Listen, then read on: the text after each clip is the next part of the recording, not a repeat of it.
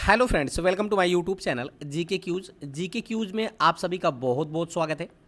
एक बार फिर मैं आपके सामने अब उपस्थित हूँ बिहार शिक्षक भर्ती 3.0 को लेकर के, जिसमें बिहार शिक्षक भर्ती 3.0 का जो री एग्जाम होने वाला है ना, उसको मद्देनजर रखते हुए फ्रेंड्स आज हम प्रैक्टिस सेट 2 लेकर आए हैं। ठीक है ना।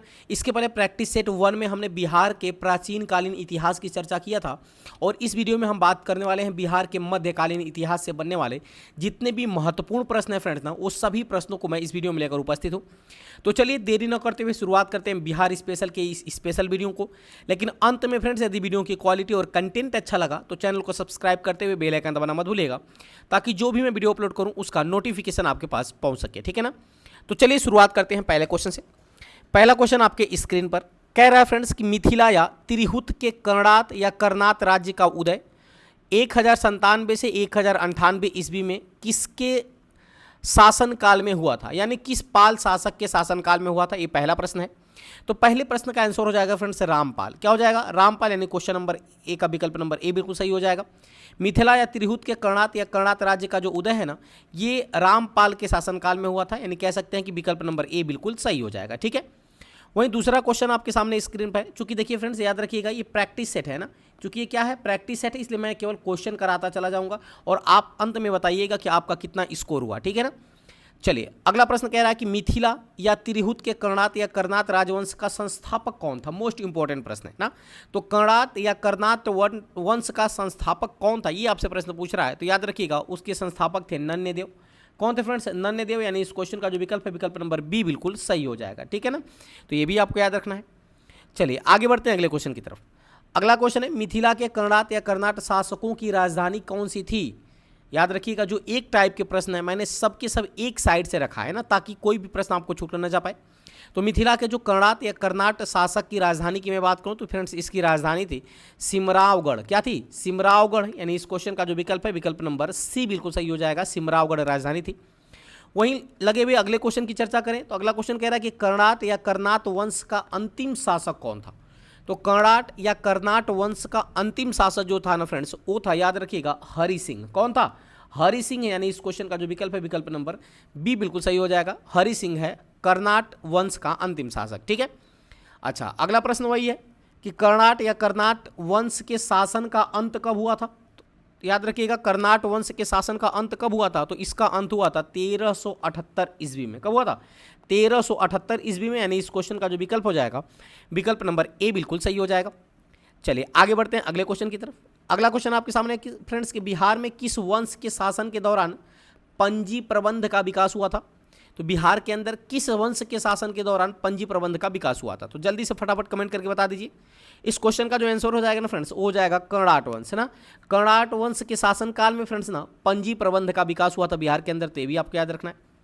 वहीं अगला प्रश्न कह रहा है कि तिब्बती इतिहासकार धर्मस्वामी तिरहुत कब आया था। तो धर्मस्वामी जो तिरहुत था फ्रेंड्स ना, ये एक तिब्बती इतिहासकार था। ये पूछ रहा है कि ये बिहार कब आया था। तो फ्रेंड्स याद रखिएगा ये बिहार आया था 1234 ईस्वी में। कब आया था? 1234 ईस्वी में, यानी इस क्वेश्चन का जो विकल्प है विकल्प नंबर बी बिल्कुल सही हो जाएगा। ठीक है। चलिए आगे बढ़ते हैं अगला क्वेश्चन। अगला क्वेश्चन है बख्तियार खिलजी के आक्रमण के समय कर्णाट या कर्नाट वंश का शासक कौन था। जब बख्तियार खिलजी आक्रमण किया था उस समय कर्नाट वंश का शासक कौन था, ये आपसे प्रश्न पूछ रहा है। तो याद रखिएगा शासक था फ्रेंड्स नरसिंह देव। कौन था? नरसिंह देव, यानी इस क्वेश्चन का जो विकल्प है विकल्प नंबर ए बिल्कुल सही हो जाएगा। ठीक है ना। अच्छा वही अगले क्वेश्चन की बात करें तो अगला क्वेश्चन है कर्नाट या कर्नाट शासकों में से एक महान समाज सुधारक शासक भी था, उसका नाम क्या था। तो कर्नाट शासकों में एक महान समाज सुधारक शासक भी था, जिसका नाम याद रखिएगा वो था फ्रेंड्स हरि सिंह देव। कौन थे? हरि सिंह देव, यानी इस क्वेश्चन का जो विकल्प हो जाएगा विकल्प नंबर बी बिल्कुल सही हो जाएगा। ठीक है ना। अच्छा अगला क्वेश्चन क्या कह रहा है, बिहार में तुर्क सत्ता का संस्थापक कौन माना जाता है। तो बिहार के अंदर तुर्क सत्ता का संस्थापक की मैं बात करूं तो फ्रेंड्स याद रखिएगा ये माना जाता है बख्तियार खिलजी। कौन माना जाता है? बख्तियार खिलजी, यानी इस क्वेश्चन का जो विकल्प है विकल्प नंबर बी बिल्कुल सही हो जाएगा। चलिए आगे बढ़ते हैं। एक बार फिर मैं बता दूं फ्रेंड्स कि ये आपका प्रैक्टिस सेशन है ना, तो प्रैक्टिस सेशन में आपको कमेंट करके बताना कि आपने कितने क्वेश्चन अटेम्प्ट किया है। ठीक है। चलिए आगे बढ़ते हैं। अगला क्वेश्चन आपके सामने कह रहा है कि बख्तियार खिलजी की बिहार में पहली महत्वपूर्ण विजय कौन सी थी। तो बख्तियार खिलजी की बिहार में पहली महत्वपूर्ण विजय की मैं बात करूं फ्रेंड्स, वो कौन थी? वो थी बिहार शरीफ उदंतपुरी वाली। कौन थी? बिहार शरीफ उदंतपुरी की जीत जो थी ना, ये बख्तियार खिलजी की बिहार में पहली महत्वपूर्ण जीत थी। वहीं अगला क्वेश्चन कह रहा है कि किसने दाऊद को पटना और हाजीपुर से खदेड़ कर बाहर कर दिया था? तो याद रखिएगा फ्रेंड्स, ये किसने किया था? तो ये किया था फ्रेंड्स अकबर ने ना। अकबर ने फ्रेंड्स ना, याद रखिएगा, दाऊद को पटना और हाजीपुर से खदेड़ कर बाहर कर दिया था। यानी इस क्वेश्चन का विकल्प नंबर डी बिल्कुल सही हो जाएगा। अगले क्वेश्चन की तरफ बढ़ते हैं। अगला क्वेश्चन आपके सामने है कि नालंदा विश्वविद्यालय का विध्वंस किसने किया था? बहुत ही इंपॉर्टेंट प्रश्न है। तो नालंदा विश्वविद्यालय का जो विध्वंस किया था फ्रेंड्स ना, वो किया था बख्तियार खिलजी ने। किसने किया था? बख्तियार खिलजी ने। यानी इस क्वेश्चन का जो विकल्प हो जाएगा, विकल्प नंबर डी बिल्कुल सही हो जाएगा। ठीक है ना। अच्छा, अगला क्वेश्चन कह रहा है कि तुर्क सेनापति तुगरिल तुगन द्वारा मिथिला पर आक्रमण की चर्चा करने वाला विदेशी यात्री कौन है? तो तुर्क सेनापति तुगरिल तुगन द्वारा मिथिला पर आक्रमण की चर्चा करने वाला पहला विदेशी यात्री जो है ना फ्रेंड्स, वो है, याद रखिएगा कौन है? तो फ्रेंड्स वो है धर्मस्वामी और मुल्ला तकिया। कौन है? धर्मस्वामी और मुल्ला तकिया। यानी कह सकते हैं इस क्वेश्चन का विकल्प नंबर डी बिल्कुल सही हो जाएगा। बी और सी दोनों। ठीक है ना। चलिए आगे बढ़ते हैं अगले क्वेश्चन की तरफ। अगला क्वेश्चन आपके सामने है कि बिहार में तुर्क सत्ता की स्थापना कब हुई थी? तो बिहार के अंदर फ्रेंड्स याद रखिएगा, तुर्क सत्ता का जो स्थापना हुई थी ना, वो हुई था 1198 ईस्वी में। कब होता? 1198 ईस्वी में। यानी इस क्वेश्चन का जो विकल्प है, विकल्प नंबर डी बिल्कुल सही हो जाएगा। वही अगले क्वेश्चन की तरफ बढ़ते हैं। अगला क्वेश्चन है बिहार पर बख्तियार खिलजी के हमले का पहला विवरण प्राप्त कहाँ से हुआ है? देखिए बीपीएससी 2018 में पूछा गया प्रश्न है। तो बिहार पर बख्तियार खिलजी के हमले का पहला विवरण जो प्राप्त होता है फ्रेंड्स, वो कहाँ से होता है? तो याद रखिएगा वो होता है फ्रेंड्स ताज उल मसीर से। कहाँ से? ताज उल मसीर से। यानी इस क्वेश्चन का जो विकल्प है, विकल्प नंबर सी बिल्कुल सही हो जाएगा। आगे बढ़ते हैं अगले क्वेश्चन की तरफ। अगला क्वेश्चन है बिहार के किस स्थान से खिलजी काल के सिक्के प्राप्त हुए हैं? तो याद रखना फ्रेंड्स, बिहार का जो शाहपुर यानी भोजपुर का जो शाहपुर है ना फ्रेंड्स, यहीं से खिलजी काल के सिक्के प्राप्त हुए हैं। यानी कह सकते हैं कि इस क्वेश्चन का जो विकल्प है, विकल्प नंबर ए बिल्कुल सही हो जाएगा। वहीं अगला प्रश्न कह रहा है कि इल्तुतमिश ने बिहार में अपना पहला सूबेदार नियुक्त किया था। तो इल्तुतमिश के द्वारा बिहार में अपना पहला सूबेदार किसको नियुक्त किया गया था, ये प्रश्न आपसे पूछ रहा है। तो नियुक्त किया गया था फ्रेंड्स मलिक अलाउद्दीन जानी को। किसको नियुक्त किया गया था? मलिक अलाउद्दीन जानी को इल्तुतमिश ने बिहार में अपना पहला सूबेदार नियुक्त किया था। तो ये भी आपको याद रखना है। वहीं अगले क्वेश्चन की बात करें। अगला क्वेश्चन है तुगलक शासन के दौरान बिहार की राजधानी क्या थी? तो तुगलक शासन के दौरान अगर मैं बात करूं कि बिहार की राजधानी क्या थी, तो फ्रेंड्स बिहार की राजधानी थी बिहार शरीफ। याद रखिएगा, बिहार शरीफ जो थी ना, ये बिहार की राजधानी थी तुगलक के शासनकाल में। यानी क्वेश्चन का विकल्प नंबर डी बिल्कुल सही हो जाएगा। आगे बढ़ते हैं। अगला क्वेश्चन आपके सामने है निम्नलिखित में से किस सुल्तान ने दरभंगा का नाम बदल करके तुगलकपुर रख दिया था? तो दरभंगा का जो नाम है ना फ्रेंड्स, ये तुगलकपुर रख दिया गया था। तो ये किसके द्वारा रखा गया था, ये प्रश्न आपसे पूछ रहा है। तो जल्दी जल्दी कमेंट करके बताइए। इस क्वेश्चन का जो विकल्प होगा ना फ्रेंड्स, विकल्प नंबर बी बिल्कुल सही हो जाएगा। मोहम्मद बिन तुगलक ने। किसने रखा था? मोहम्मद बिन तुगलक ने फ्रेंड्स, याद रखिएगा, दरभंगा का नाम बदल करके तुगलकपुर कर दिया था। तो ये भी आपको याद रखना है। वहीं अगला प्रश्न है शेर शाह के पिता का नाम क्या था? तो शेर शाह के पिता के नाम की मैं बात करूं फ्रेंड्स, तो याद रखिएगा उनके पिता का नाम था हसन खान। क्या था? हसन खान। यानी इस क्वेश्चन का जो विकल्प है, विकल्प नंबर ए बिल्कुल सही हो जाएगा। शेर शाह के पिता का नाम हसन खान था। वहीं अगला प्रश्न पूछ रहा है कि शेर शाह के बचपन का नाम क्या था? तो फ्रेंड्स याद रखिएगा शेर शाह के बचपन का जो नाम था ना, वो था फरीद। क्या था? फरीद। यानी इस क्वेश्चन का जो विकल्प हो जाएगा ना फ्रेंड्स, विकल्प नंबर ए बिल्कुल सही हो जाएगा कि शेर शाह के बचपन का नाम था फरीद। ठीक है ना। चलिए आगे बढ़ते हैं अगले क्वेश्चन की तरफ। अगला क्वेश्चन कह रहा है कि शेर शाह को शेर खां की उपाधि किसने दिया था? शेर शाह को शेर खां की उपाधि किसने दिया था? फ्रेंड्स याद रखिएगा, वो दिया था बहार खां लोहानी ने। किसने दिया था? बहार खां लोहानी ने फ्रेंड्स शेर शाह को शेर खां की उपाधि दिया था। यानी विकल्प नंबर ए बिल्कुल सही हो जाएगा।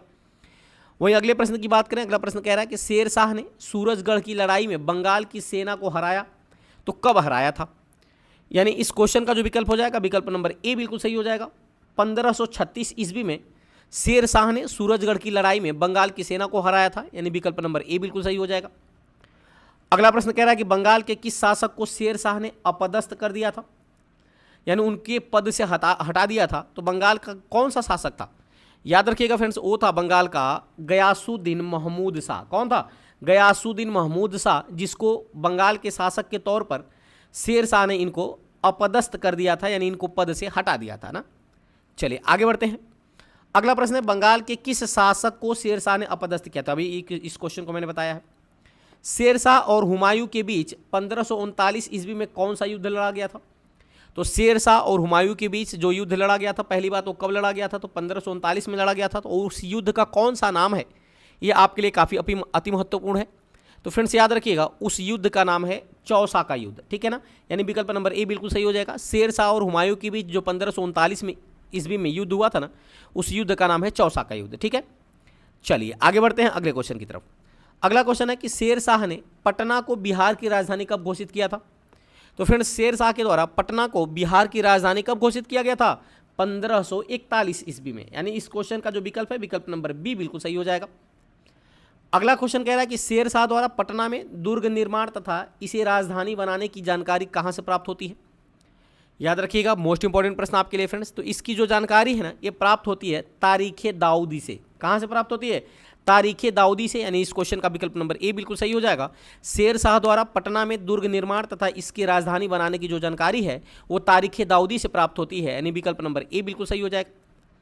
आगे बढ़ते हैं। अगला क्वेश्चन है कि शेरशाह का मकबरा निर्मित है। मोस्ट इंपॉर्टेंट प्रश्न, एबीपीएससी 2014 में पूछा गया प्रश्न है।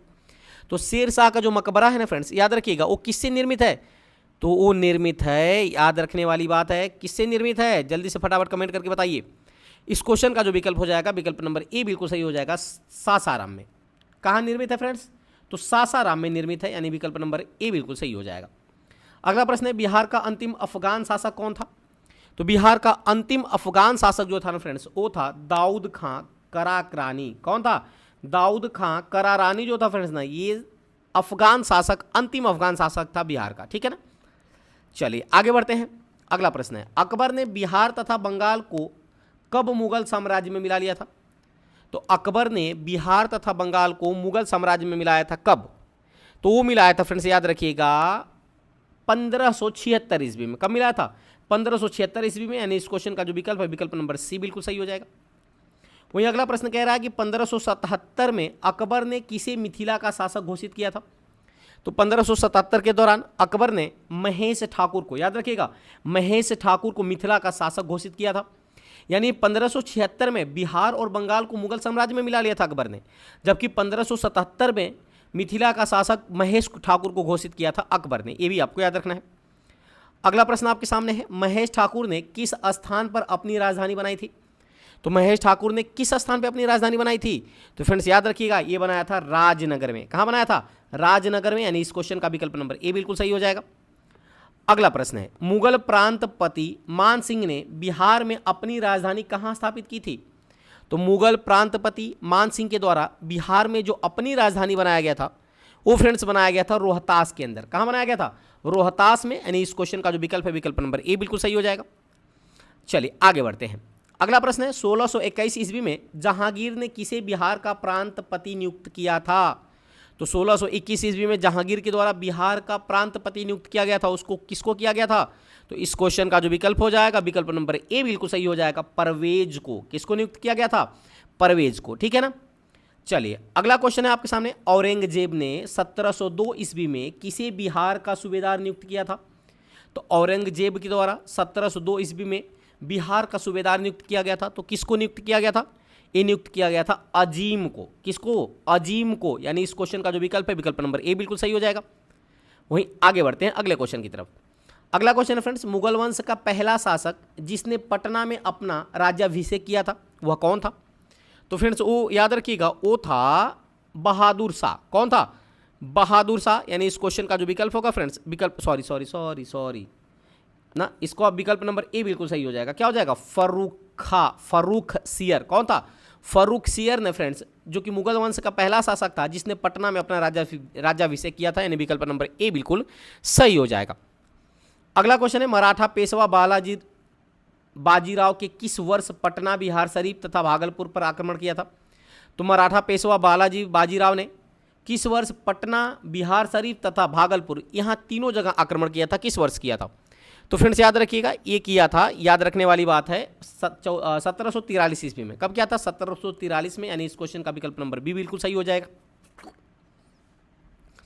अगला प्रश्न है, पटना में किस सिख गुरु का जन्म हुआ था? मोस्ट इंपॉर्टेंट प्रश्न है। तो पटना के अंदर फ्रेंड्स याद रखिएगा ये हुआ था गुरु गोविंद सिंह का जन्म, ठीक है ना, यानी विकल्प नंबर सी बिल्कुल सही हो जाएगा। पटना में जिस सिख गुरु का जन्म हुआ था ना वो थे गुरु गोविंद सिंह। आगे बढ़ते हैं, अगला प्रश्न है बिहार में सर्वाधिक लोकप्रिय सूफी सिलसिला था। बिहार में सर्वाधिक लोकप्रिय सूफी सिलसिला कौन था? तो वो फ्रेंड्स था फिरदौसी। कौन थे? फिरदौसी, यानी इस क्वेश्चन का जो विकल्प है विकल्प नंबर डी बिल्कुल सही हो जाएगा। वहीं अगला प्रश्न है दबिस्तान मजाहिब की रचना किसने की थी? दबिस्तान मजाहिब की रचना की मैं बात करूं फ्रेंड्स तो याद रखिएगा इसकी रचना किया था मोहसिन फानी ने। किसने किया था? मोहसिन फानी ने, यानी इस क्वेश्चन का विकल्प नंबर ए बिल्कुल सही हो जाएगा। वहीं अगला प्रश्न है कि शेर शाह का उत्तराधिकारी कौन था? तो फ्रेंड्स शेर शाह के उत्तराधिकारी की मैं बात करूं था वो था इस्लाम शाह। कौन था? इस्लाम शाह जो था फ्रेंड्स ना ये शेर शाह का उत्तराधिकारी था, यानी विकल्प नंबर ए बिल्कुल सही हो जाएगा। एक बार फिर मैं कहता हूं फ्रेंड्स कि ये जो है ना ये प्रैक्टिस सेट 2 है ना, जिसके अंतर्गत मैं आपके सामने लेकर आया हूं बिहार का मध्यकालीन इतिहास, ठीक है ना। इसके पहले प्रैक्टिस सेट 1 में मैंने बिहार के इतिहास की मैंने चर्चा किया था, तो उसमें क्या किया था फ्रेंड्स, उसको मैंने आपको बताया था कि बिहार का प्राचीन कालीन इतिहास, ठीक है ना। चलिए आगे बढ़ते हैं अगले क्वेश्चन की तरफ।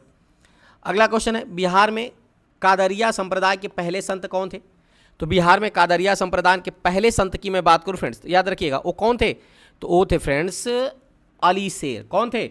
अली शेर, यानी इस क्वेश्चन का जो विकल्प है विकल्प नंबर ए बिल्कुल सही हो जाएगा।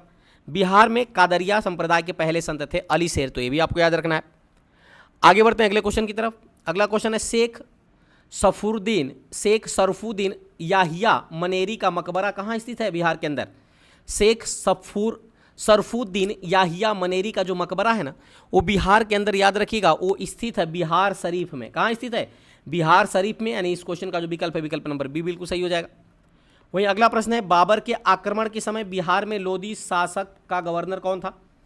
तो बाबर के आक्रमण के समय बिहार में लोधी शासक का जो गवर्नर था ना फ्रेंड्स वो याद रखिएगा वो था मोहम्मद शाह। कौन था? मोहम्मद शाह, यानी इस क्वेश्चन का जो विकल्प है विकल्प नंबर ए बिल्कुल सही हो जाएगा।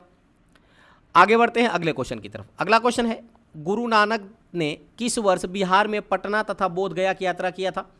तो गुरु नानक के द्वारा फ्रेंड्स बिहार में जो पटना है और बोधगया इनकी यात्रा किया गया था, तो किस वर्ष किया गया था? तो ये फ्रेंड्स किया गया था 1509 ईस्वी में, यानी इस क्वेश्चन का जो विकल्प है विकल्प नंबर ए बिल्कुल सही हो जाएगा। वहीं अगले प्रश्न की बात करें तो अगला प्रश्न है विष्णु पद का संबंध किस धर्म से है? तो विष्णु पद के संबंध की मैं बात करूं फ्रेंड्स तो याद रखिएगा इसका संबंध वैष्णव धर्म से है, यानी इस क्वेश्चन का जो विकल्प है विकल्प नंबर सी बिल्कुल सही हो जाएगा। आप रिलेट करके याद कर सकते हैं। वहीं अगला प्रश्न है कि विष्णु पद मंदिर की वर्तमान संरचना का निर्माण 1783 ईस्वी में किसने करवाया था? तो विष्णु पद की जो मंदिर है ना उसके वर्तमान संरचना का जो निर्माण है वो कब कराया गया था? 1783 में कराया गया था। और किसके द्वारा कराया गया था फ्रेंड्स? याद रखिएगा ये कराया गया था अहिल्याबाई होलकर के द्वारा, ठीक है ना, यानी इस क्वेश्चन का विकल्प नंबर ए बिल्कुल सही हो जाएगा। अहिल्याबाई होलकर के द्वारा विष्णु पद मंदिर की वर्तमान संरचना का निर्माण 1783 ईस्वी में कराया गया था। वहीं आगे बढ़ते हैं अगले क्वेश्चन की तरफ। अगला क्वेश्चन है सियारुल मुताखेरीन का लेखक गुलाम हुसैन तबातबाई बिहार के किस स्थान का निवासी था? पहली बात तो आपको नाम याद रखना है, सियारुल मुताखेरीन का लेखक जिसका नाम है गुलाम हुसैन तबातबाई बिहार के किस स्थान का निवासी है? तो फ्रेंड्स याद रखिएगा ये बिहार के पटना का निवासी है, यानी इस क्वेश्चन का जो विकल्प हो जाएगा विकल्प नंबर ए बिल्कुल सही हो जाएगा। वहीं अगला प्रश्न है कि सूफी संत मखदूम शाह मोहम्मद मुनाफ द्वारा निर्मित मीर तकी मस्जिद कहाँ स्थित है? तो ये फ्रेंड्स स्थित है पटना के अंदर। मोस्ट इंपॉर्टेंट प्रश्न है, यानी इस क्वेश्चन का विकल्प नंबर ए बिल्कुल सही हो जाएगा। पटना के अंदर ही फ्रेंड्स सूफी संत मखदूम शाह मोहम्मद मुनाफ द्वारा निर्मित मीर ताकी मस्जिद स्थित है, ये भी आपको याद रखना है। वहीं अगला प्रश्न है बख्तियार खिलजी के आक्रमण के समय पाल वंश का शासक कौन था? तो बख्तियार खिलजी के आक्रमण के समय पाल वंश का जो शासक था ना फ्रेंड्स याद रखिएगा वो था इंद्रप्रद्युम्न पाल। कौन था? इंद्रप्रद्युम्न पाल, यानी इस क्वेश्चन का विकल्प नंबर सी बिल्कुल सही हो जाएगा। अगला प्रश्न है बख्तियार खिलजी ने किस वर्ष कर्नाट शासक नरसिंह देव को अपनी अधीनता स्वीकार करने को बाध्य कर दिया था? तो फ्रेंड्स याद रखिएगा ये बाध्य कब किया था? तो ये किया था 1204 ईस्वी में, यानी इस क्वेश्चन का जो विकल्प है विकल्प नंबर ए बिल्कुल सही हो जाएगा। 1204 ईस्वी में बख्तियार खिलजी ने कर्नाट शासक थे नरसिंह देव, इनको अपनी अधीनता स्वीकार करने को बाध्य कर दिया था, ठीक है ना। आगे बढ़ते हैं। अगला क्वेश्चन है बिहार को दिल्ली सल्तनत के अधीन करने वाला प्रथम सुल्तान कौन था? तो बिहार को दिल्ली सल्तनत के अधीन करने वाला प्रथम सुल्तान की मैं बात करूं तो वो था फ्रेंड्स इल्तुतमिश। कौन था? इल्तुतमिश। यानी इस क्वेश्चन का जो विकल्प हो जाएगा विकल्प नंबर बी बिल्कुल सही हो जाएगा। वहीं अगला प्रश्न आपके सामने है फ्रेंड्स कि बिहार से प्राप्त गया प्रशस्ति का संबंध दिल्ली सल्तनत के किस शासक से है? इस क्वेश्चन का जो विकल्प हो जाएगा फ्रेंड्स याद रखिएगा विकल्प नंबर बी बिल्कुल सही हो जाएगा, बलबन। ठीक है ना, याद रखिएगा फ्रेंड्स, बलबन जो है ना ये बिहार के प्राप्त गया प्रशस्ति का संबंध दिल्ली सल्तनत के जो शासक है मतलब बलबन से है ना। गया प्रशस्ति का संबंध किससे है? तो बलबन से है। अगला प्रश्न आपके सामने है, बाबर ने वर्ष 1529 ईस्वी में किसके द्वारा या किसे बिहार का प्रतिनिधि बनाया था? तो बाबर ने 1529 ईस्वी में बिहार का प्रतिनिधि किसको बनाया था? तो फ्रेंड्स याद रखिएगा ये बनाया था जलाल खान को। किसको बनाया था? जलाल खान को। यानी इस क्वेश्चन का विकल्प नंबर ए बिल्कुल सही हो जाएगा। वहीं अगला प्रश्न है कि एक चिकित्सक जॉन मार्शल किसके शासनकाल में बिहार की यात्रा पर आया था? तो जॉन मार्शल की मैं बात करूं तो ये किसके शासनकाल में आया था? जो कि एक चिकित्सक था। तो इस क्वेश्चन का जो विकल्प हो जाएगा फ्रेंड्स विकल्प नंबर डी बिल्कुल सही हो जाएगा, औरंगजेब। किसके शासनकाल में आया था? औरंगजेब के। यानी इस क्वेश्चन का विकल्प नंबर डी बिल्कुल सही हो जाएगा। वहीं आगे बढ़ते हैं अगले क्वेश्चन की तरफ। अगला क्वेश्चन है, किस विदेशी यात्री ने शाहजहां के समय पटना की जनसंख्या का अनुमान 2 लाख माना था? तो किस विदेशी यात्री ने माना था? तो इस क्वेश्चन का जो विकल्प चला जाएगा विकल्प नंबर सी की बिल्कुल चला जाएगा, मैनरिक। मैनरिक ने फ्रेंड्स ना शाहजहां के समय पटना की जो जनसंख्या है ना ये लगभग अनुमानतः 2 लाख माना था ना। यानी विकल्प नंबर सी बिल्कुल सही हो जाएगा। वहीं अगला प्रश्न है कि 10वें सिख गुरु गोविंद सिंह का जन्म तथा मृत्यु स्थल क्रमशः कहाँ है? तो जो 10वें सिख गुरु थे जिनका नाम था गोविंद सिंह, इनका जन्म तथा मृत्यु स्थल क्रमशः कहाँ है? तो फ्रेंड्स याद रखिएगा वो है पटना में जन्म हुआ था, नांदेड़ में इनकी मृत्यु हुई थी। यानी इस क्वेश्चन का जो विकल्प चला जाएगा विकल्प नंबर ए बिल्कुल सही हो जाएगा। ठीक है ना, पटना में 10वें सिख गुरु गोविंद सिंह का जन्म हुआ था जबकि नांदेड़ के अंदर इनकी मृत्यु हुई थी। अगला प्रश्न है, सिकंदर लोदी के शासनकाल में बिहार का प्रभावी शासक कौन था? तो सिकंदर लोदी के शासनकाल में बिहार का जो प्रभावी शासक था ना फ्रेंड्स वो था दरिया खां लोहानी। कौन था? दरिया खां लोहानी। यानी इस क्वेश्चन का जो विकल्प है विकल्प नंबर ए बिल्कुल सही हो जाएगा। और इस सीरीज का अंतिम प्रश्न है, शेर शाह को शेर खान की उपाधि किसने दिया था? मोस्ट इंपॉर्टेंट प्रश्न है फ्रेंड्स, शेर शाह को शेर खान की उपाधि किसने दिया था? तो फ्रेंड्स याद रखिएगा वो दिया था बहार खां लोहानी ने। किसने दिया था? बहार खां लोहानी ने। यानी इस क्वेश्चन का जो विकल्प है विकल्प नंबर ए बिल्कुल सही हो जाएगा। तो फ्रेंड्स प्रैक्टिस सेट फर्स्ट में मैंने बिहार के प्राचीन इतिहास की चर्चा किया था। प्रैक्टिस सेट सेकेंड में मैंने आपके सामने बिहार के मध्यकालीन इतिहास की चर्चा किया है। यदि आप इन दोनों वीडियो को नहीं देखा है तो जरूर आप देख लीजिएगा। अब चलते हैं बिहार के अगले टॉपिक के साथ, मिलते हैं अगली वीडियो में। तब तक के लिए बहुत बहुत धन्यवाद। Thanks for watching. अगर वीडियो की क्वालिटी, कंटेंट और आपके सत्येंद्र सर की मेहनत अच्छी लग रही हो तो चैनल को सब्सक्राइब करते हुए बेल आइकन दबाना मत भूलिएगा। और अंत में अपना स्कोर जरूर बताइएगा कि आपको कितने क्वेश्चन आ रहे थे। चलिए मिलते हैं अगले वीडियो में, तब तक के लिए बहुत बहुत धन्यवाद। Thanks for watching.